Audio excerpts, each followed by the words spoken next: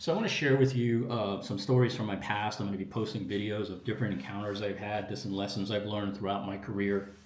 And in most cases, I'm not going to name names or, just out of respect, because the idea here is the lesson I'm sharing with you, I think, is more important than the where. But in this case, for this lesson, I'm going to share with you where this happened and how it happened. And this happened during my time when I was with Eclipsys. I was Chief Technology Officer. I oversaw all product development and product engineering and product architecture. Throughout my career at Eclipsys, I held different roles, usually more than one at a time. For example, when I was Chief Technology Officer, I also oversaw services, I saw support. There was a period in time when I was Chief Technology Officer, also in charge of and started the international sales organization and built one of the most successful sales teams, I think, at Eclipsys. We was responsible for signing the largest deal in Eclipsys history at the time. And so I try to look at things from a different perspective, not just all engineering is, I guess, what I'm saying.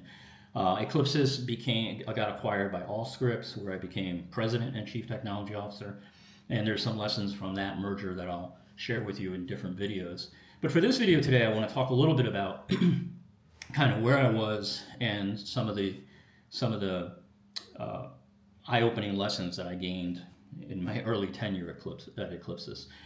So I had just become CTO. We had a major shakeup, which is again another whole lesson to learn from why the shakeup occurred. But while I was at Eclipsys, I became CTO and was given the responsibility for product strategy and development and engineering. So this is early on in my career at Eclipsys, probably within the first 3, 4, 5 months of me being there.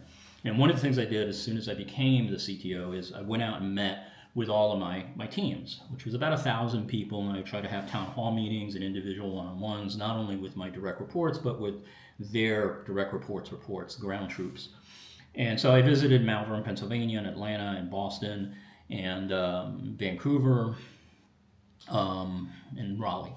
And so at the time, the big thing that kept coming up, and it was a variety of different things, but the one thing, I guess I would say one of my top fives was the continued conversation around Epic. Now, if you don't know who Epic is, I suggest you go look at them. Amazing story, a lot of lessons to be learned there. Most importantly is Judy, who's their leader, tremendously talented person. I have tremendous respect for her, but really worth looking into their history and how they evolved and what they do today. But at the time, Epic was not who they are today. Epic at the time was a very small company and primarily focusing on the ambulatory market. Very small and I would say questionable presence in the hospital market. Now, Eclipsys, where I work, we were focused on healthcare information technology, primarily in the acute setting. And at the time, we were the big dogs. We had more systems deployed in hospitals than any other vendor by far. 1 in 3 computerized physician orders, CPOE orders, were written on an Eclipsys system, whether it was the E7000 or our Sunrise Clinical Manager, SCM. And so we were the lion's share. Every major hospital, pretty much all university hospitals were running Eclipsys systems. And we were growing very effectively. But Epic was still a challenge. And the other thing I'll mention is, just to kind of add some light to this, is one of our product managers had gotten acquired by, I don't know what means, a complete set of documentation for the Epic system. So we knew everything their system could do. We knew all the features, the functionality, all of it. But there was still this concern that Epic was continuing to gain traction, and that more and more hospitals, especially new hospitals that were acquiring new systems at the time, were favoring the Epic approach. Not just their technology, but their overall approach of how they did business, how they implemented systems, and how they brought customers online. So I go to a executive leadership team meeting. We had these typically quarterly, sometimes monthly, and I remember going into one to kind of, the theme of the meeting was to report on what I had learned in my travels with my teams, given I was new and just starting into this position, and what was my plan going forward.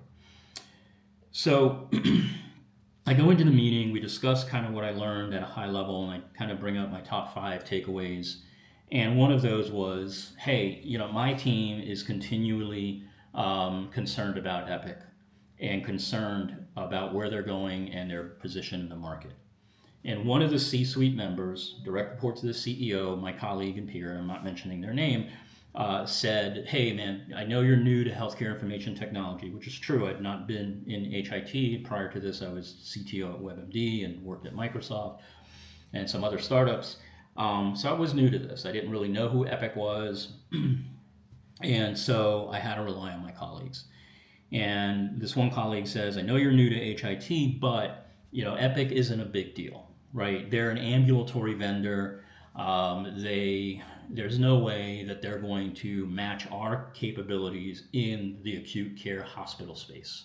Now, if you know who Epic is today, you're probably laughing, which you should be. But the important part there was they went on and on about how we had, the ability to do complex order sets and oncology and all of these other features we had that had taken us decades to build. And their view was that Epic did not have the talent, technology, or tenacity to replicate what we had and take away our market. And any challenges we're seeing right now are simply hiccups, and that they were attributed to pricing and not our product. That Epic was discounting their systems just to win deals, which was actually completely untrue and kind of gives you an insight into competitive and sales intelligence at our level. But that was kind of the statement. And so the other C-suite members also chimed in and said, "Yeah, so and so is right. We don't have to worry about any of that. Just stay focused on getting our next release out the door, and just keep doing what we're doing, and we'll be fine." Now, if you understand the history of healthcare information technology, or if you don't, I'll give you a quick insight. Eclipsys is no longer around. We went from being about a $500 million to $500 million company when I was there. First started to $750 million, so we certainly had a hand in helping grow that company, and then eventually being merged with another large company. But as a standalone, we grew about 750. And despite how big we were, and we were probably 10 to 12x the size of Epic at the time, Epic is now a multi-billion-dollar company, is the number one player in electronic health records and healthcare information technology, continue to grow, continue to innovate. And I believe all of that is due to their leadership and how they run that organization. But the lesson I think here is, anytime, and I've seen this not just at Eclipsys, but at another company, which I'll talk about at some other point in time, that really underestimates what others can do. And the moment you as a leader start saying, "Well, they can never do that," or "That'll never happen," or "They don't have the talent," "Our people are smarter than their people," or "They don't have the technology," or "They don't have the tenacity," or the expertise, whatever your reasoning is for why somebody else won't do whatever you think their threat is, you're misguided, 100% misguided. The number one thing you need to kind of keep in mind when you're thinking about strategy is not really what are your competitors doing, but are you doing things that propel you leaps and bounds ahead of everybody else. And we were doing that as Eclipsys prior to about 3 or 4 years prior to my arrival. Right, we kind of made this switch, or they made this switch prior to me getting there, where they went from being an innovation company to being concerned about financial success. And the moment they started getting focused more on financial success and not on innovation, everything they did was an excuse to justify why we would do something or not do something based on the financial outcome. It was never it never was related to, is this the right thing to fuel innovation? And the really weird part about that for me, as I look across my history, is anytime we didn't fuel innovation, we ultimately paid from poor performing financials. And eventually, in some cases, the companies went out of business.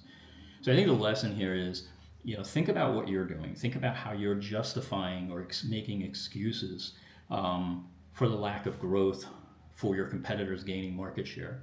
And don't underestimate small, tenacious companies. Don't ever think that because they don't have the right talent, or you have such a majority market, that you can't be displaced. We're seeing that displacement now. I look at OpenAI, I'm fascinated with them. I will say this, OpenAI to me is the new Apple. They are redefining technology.